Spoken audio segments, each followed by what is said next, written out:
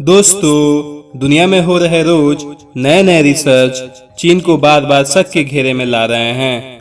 Corona virus को लेकर हो रहे नए नए खुलासे पूरी दुनिया को अचंभा में डाल रहे हैं। अब ऐसा ही एक सनसनीखेज खुलासा किया गया है जिसे सुनकर आप भी चौंक जाएंगे और सोचने पर मजबूर हो जाएंगे। तो हेलो फ्रेंड्स, कैसे हैं आप? स्वागत है आपका फिर से एक नई वीडियो में एक नई जानकारी के साथ। तो चलिए एक्सप्लोर करते हैं कोरोना वायरस के ऊपर एक नए खुलासे को और शुरू करते हैं आज का ये वीडियो। दोस्तों, खबर है कि चीन के वैज्ञानिकों ने भारत के उत्तर पूर्वी राज्य नागालैंड में कीफिरे जिले के मिम्मी गांव में गुप्त रिसर्च किया था, जिसमें 18 से 50 वर्ष के 85 लोगों पर परीक्षण किया गया। नागालैंड के इस गांव में यह शोध बेहद गोपनीय तरीके से किया गया था, जिसका उद्देश्य ये पता करना था कि क्या इंसानों का इम्यून सिस्टम भी वायरस से लड़ने में चमगादड़ों जितना विकसित किया जा सकता है। समझ रहे हो ना? अब आपके मन में ये प्रश्न जरूर आया होगा कि आखिर चीन ने भारत के नागालैंड के मिम्मी गांव को ही क्यों चुना। सही पकड़े हैं। तो दोस्तों, इसके पीछे एक ठोस वजह थी जिसके चलते चीन ने इस गांव को चुना था। दरअसल नागालैंड का मिम्मी गांव चीन की सीमा के काफी नजदीक है। इस इलाके के जंगलों में ऐसे आदिवासी रहते हैं जो चमगादड़ों का शिकार करते हैं और फिर उन्हें भोजन के रूप में इस्तेमाल करते हैं। ऐसा माना जाता है कि इन आदिवासियों का इम्यून सिस्टम भी चमगादड़ों की ही तरह वायरस से लड़ने के लिए काफी मजबूत है। लिहाजा चीन ने मिम्मी गांव में रिसर्च करने की ठानी। इसके लिए उसने अमेरिका और भारत के कुछ वैज्ञानिकों को ये कहकर साथ लिया कि इस शोध से खतरनाक वायरस का मुकाबला करने की तकनीक विकसित की जा सकती है। अब यह भी सवाल खड़ा होता है कि आखिर चीनी वैज्ञानिकों ने चमगादड़ का शिकार करने वाले आदिवासियों को ही क्यों चुना। सही पकड़े हैं।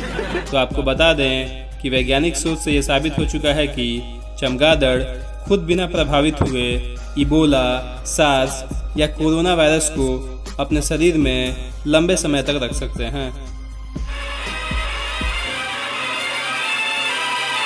सूत्रों के हवाले से मिली जानकारी के मुताबिक चीन ने इस काम के लिए बेहद शातिर प्लान तैयार किया। किसी को शक न हो इसलिए उसने इस रिसर्च में अमेरिका और सिंगापुर के वैज्ञानिकों को भी शामिल कर लिया। इतना ही नहीं, इस काम में अमेरिकी रक्षा मंत्रालय की डिफेंस थ्रेट रिडक्शन एजेंसी यानी DTRA के फंड का भी इस्तेमाल किया गया। इसके साथ ही कुछ भारतीय संस्थानों का भी नाम इस कड़ी में लिया जा रहा है, लेकिन अभी इसके बारे में विस्तार से रिपोर्ट आना बाकी है। तौबा तौबा तौबा, थारा मूड खराब कर दिया।